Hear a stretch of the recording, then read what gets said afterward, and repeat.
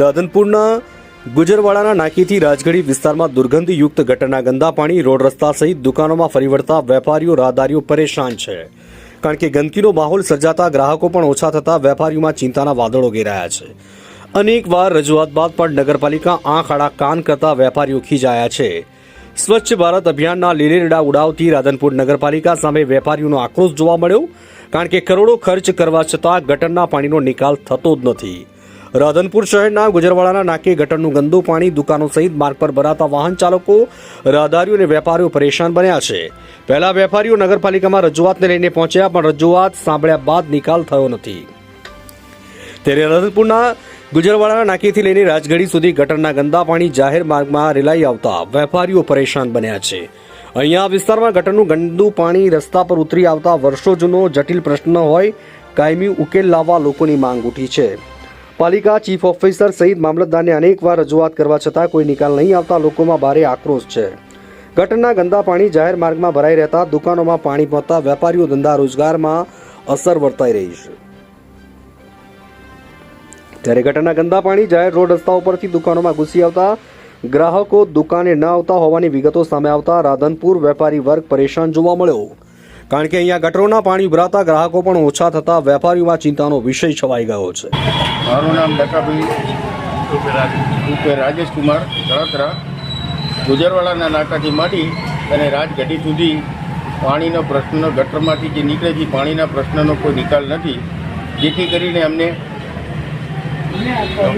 બહુ તકલીફ પડે છે અને ધંધા રોજગારમાં પણ તકલીફ પડે છે. જેથી અમે દુકાનમાં કોઈ ગ્રાહક આવવા તૈયાર થતું નથી. અમે ધંધો પણ કરી શકતા નથી, જેથી કરીને આનો નિકાલ કરવા. કાકાભાઈ, હું રાજેશભાઈ ગણાત્રા. શું પ્રશ્ન છે અહીંયાનો? મારો એક જ પ્રશ્ન છે કે ગમે તે કરી અને આ ગટરની સાફસૂફી કરી અને અમારી તાત્કાલિક દુકાનની અંદર પાણી આવે છે જેનો તમે તાત્કાલિક નિકાલ કરો, સાફસૂફી કરાવો, ના ઓપન કરો. આપણે તૈયાર જ છીએ, પણ કહેવાનો ભાવ તમે આટલી અરજીઓ આપી પણ એમાંથી કોઈ અરજીને સ્વીકારી અને પાસ કરી કે ના કરી અમને ખબર નથી, પણ એનો કોઈ નિકાલ નથી. જેથી કરી અને આનું સોલ્યુશન જેટલું બને એટલું જલ્દી લાવો, જેથી કરી અમે ધંધા રોજગાર અમારા પડી ભાગ્યા છે. અમે ધંધો પણ કરી શકીએ છીએ, ધંધો નથી કરી શકતા. અમારે દુકાનમાં પણ એટલું પાણી આવી જાય છે. પાલિકાને રજૂઆત કરવા છતાં હજુ સુધી નિરાકરણ નથી આવ્યું. તો હવે તમારી શું માંગ છે હાલમાં? મારી એક જ માંગ છે કે તમે ગટર ગમે તેમ કરીને અને એનો પ્રશ્ન સોલ્વ કરો, ઓપન કરો તો અમે મંજૂર જ છે. અમે હાલ સુરેશભાઈ કોરડિયા, ગુજરવાડાના નાકે. ગટરનું પાણી વારંવાર બહાર નીકળે છે અને વારંવાર રજૂઆત કરવા છતાં એનો કોઈ નિકાલ આવતો નથી. 5-7 વખત અરજી પણ આપી છે, રૂબરૂ પણ મળેલા છીએ, પણ એનો આજ સુધી કોઈ નિકાલ નથી આવ્યો. પાલિકા દ્વારા શું કહેવામાં આવે છે તમને? પાલિકા દ્વારા એમ કહે છે કે ગટર અમારામાં ભૂગર્ભ ગટર અમારામાં આવતી નથી એમ કે. બરાબર છે. હાલ તમારી શું માંગ છે? હાલ એવી છે કે ગટર સાફ કરાવીને રોડ ગટરનો નિકાલ કરાવે, પાણીનો નિકાલ કરાવે, એ જ અમારે મહત્વનું છે મેઇન. તો મારું નામ અશોક છે અને અમારો પ્રશ્ન છે ગુજરવાડાના નાકે થી રાજગઢી સુધી ગટરનું પાણી અનહદ ઉભરાય છે અને આની અમે વારંવાર રજૂઆત કરવા છતાં કોઈ નિકાલ આવતો નથી. પાલિકામાં રજૂઆત કરેલ તમે? હા, પાલિકામાં અમે ગયેલા, પણ પાલિકામાં અમને સેનેટરી ઇન્સ્પેક્ટરે એવું કહેલું કે ભૂગર્ભ ગટર અમારામાં નથી આવતી, તો કોને બનાવી? પાલિકાએ નથી બનાવી.